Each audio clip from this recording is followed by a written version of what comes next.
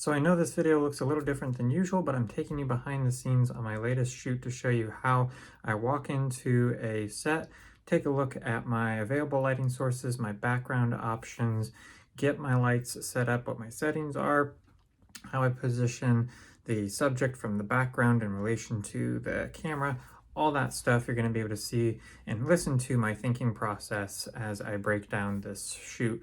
It's obviously just one scenario and one kind of shoot. I'll get into that in the video. Here we go.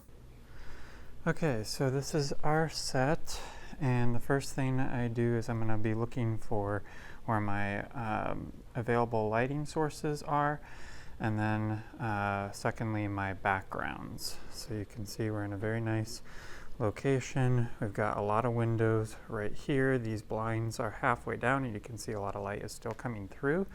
So I do happen to know from this location that the sun is not going to come in through the windows during our shooting here. If it was going to at some point come down here and be coming into this room, I would really want to block this out and make sure that at no point the sun was coming through, because I want to control my lighting. I want to have even lighting the entire time I'm shooting. In this case, that's not going to be a problem. With that in mind, we do have this as a background that looks really nice. This is a pretty boring background. This is an interesting background here.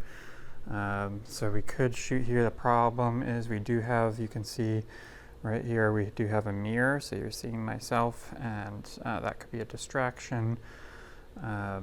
So I think this is really going to be our best background. We're filming teaching, so if I was doing a documentary style, I probably would want a backlight and have the light source behind my subject. I'd probably put a really bright light outside the windows coming in, and then set up my interview somewhere here and really backlight my subject matter.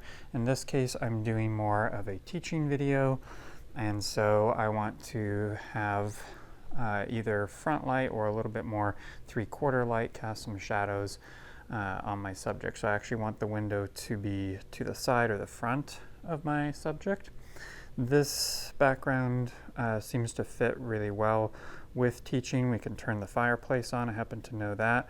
That'll be nice and warm. We have bookshelves and objects in the back. So I happen to know we have a lot of outlets here, one behind the couch. I see one over here. We've got one on this side, so we'll be able to plug lights in on either side, no problem.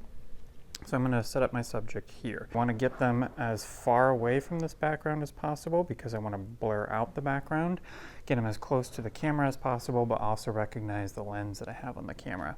So I'm going to get the camera set up so we can start to frame in our shot, and then we'll get the lights going. If I'm rearranging furniture, I always want to either take a picture beforehand or keep very good mental track of where pieces go so that I can put it back exactly the way that I found it. Always leave a place better than you found it. Today I'm going to be filming with my Sigma 24-70 f2.8 to get that probably filming in the 30 to 50 millimeter range. Okay, a little pro tip here is we position the light stands so that the light itself is over one of the front pegs, so that as the weight pulls it forward, it's going to pull onto the leg rather than splitting between the legs where it could easily fall over. And I'm going to be doing 3/4 lighting on both sides of our subject here, but I want one side to be brighter than the other, so we create a little bit of a shadow, not too stark, just a little.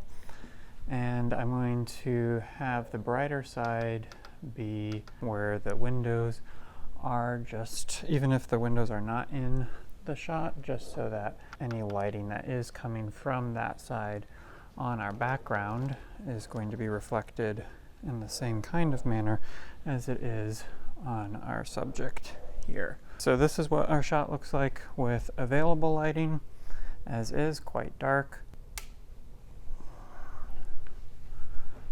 This is what the shot looks like with my lights set up with just the diffuser. I'm getting a lot of glare off of the back paneling, and that is due to the fact that my lights have a wide spread of light. So as I've discussed in another video, I'm going to use the egg crate grid. What this is going to do is focus our light solely on our subject so that we're not spilling over onto the background. All right, so now you can see that the glare on the paneling has been reduced. However, we have a very dark image here, so I'm going to increase the intensity.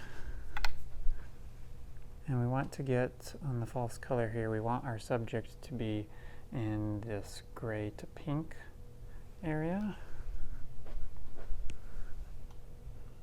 Increase that again. So that's getting better. I do want to create more of a little bit of shadow over here and more light on this side of the face. So I'm going to bring this down a little bit.